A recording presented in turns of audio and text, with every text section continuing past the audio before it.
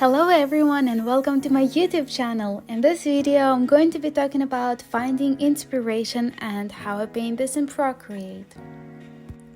There are 3 simple steps. Step number 1, finding an artwork that you like. Step number 2, drawing that artwork in your style. And step number 3, creating an original inspiring piece. Let's talk more about step number 1, finding an artwork that you like. It could be any sort of artwork that you like, or just an element of the work that you like, something you feel compelled to, something that interests you, or something that you look at and think, I like this element, I would like to recreate it in your style, in your piece. In my example, I found this work of a mermaid. Particularly, I like 2 elements about it. The hair, it's multicolored, and the second is the position. It's a very dynamic pose and the hair is just swirling in a very interesting way. The second step is drawing that artwork in your style. In this example of the referenced mermaid, just thinking about the elements that make your drawing your own. The way you draw elements, the eyes, the hair, the lines, the color choices. All of these choices make your own drawing original, plus your handwriting, just the way you draw.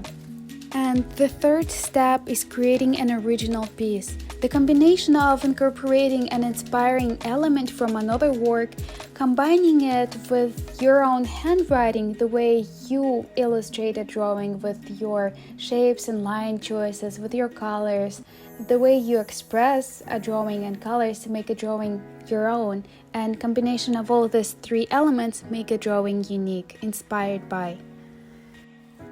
In my drawing process in Procreate, I first started out by sketching out the mermaid, then creating the outline of the drawing. Before I began coloring the mermaid, I decided to color the background first because it will set the tone for the overall drawing later on.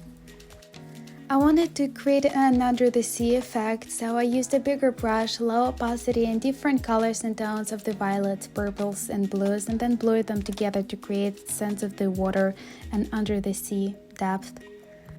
My reference mermaid drawing has several colors in her hair. It's purple, red, and yellow, the colors that I wanted to recreate in my drawing.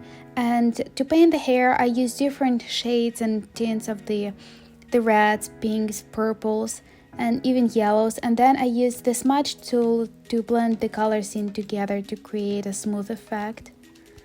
It appeared to me that after I used yellow in combination with the red on the hair, it wasn't something that I really liked in this drawing for myself, so I repainted over with just dark reds and pinks over the hair and to create a different effect. So the hair started looking differently than the mermaid and the reference, and this is how the drawing turned out inspirational. So this is how I incorporated the element from the referenced illustration of a mermaid. It's the multicolored hair and maybe the swirl of the hair, yet I put completely my own voice to the coloring of the hair, the choices of the darker or lighter shades, reds and pinks. Painting the tail, I used a variety of the greens, the lighter, middle, and darker tones, and I just laid them out to create a value, a form, and then I used a smudge tool to blend in all the colors together, create a smooth effect. The same I did for the skin. I used the general basic flat tone for the skin, and then I would paint over with the darker tone or a different color to create a shadow, to create a form. After I painted the hair, the tail, and the skin with the background, it just appeared to me that the green tail wasn't something that pulled me into my drawing, because my illustration already had violets and reds, and the green was just completely popping out of the drawing, pulling too much attention and just wasn't blending in well or harmoniously with the other colors.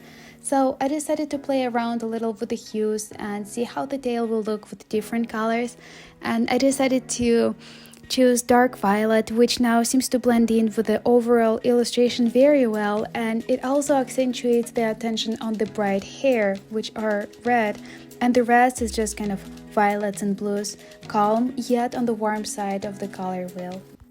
To create the under the sea effect, I used a water brush in Procreate. Then I used the selection tool to select the drawing. It's important to paint this on a separate level. And the selection tool, I just distort it a little to create a flat dimension, as if the water splashes, the water reflection waves go in distance in a perspective way, so they wouldn't be just flat. Then I copied and pasted the selection to make it a double, and the bottom one I flipped over to create a mirror reflection, so the water splashes that are reflected on the top of the water under the sea, they will be reflecting on the bottom of the sea, but in a reversed way to make it a natural kind of look. For the water splashes, I put them on a lower opacity and then played around with different effects to create a more like a light reflected on water kind of style. That's it for my YouTube video. Thanks for watching. I hope you liked it and see you next time.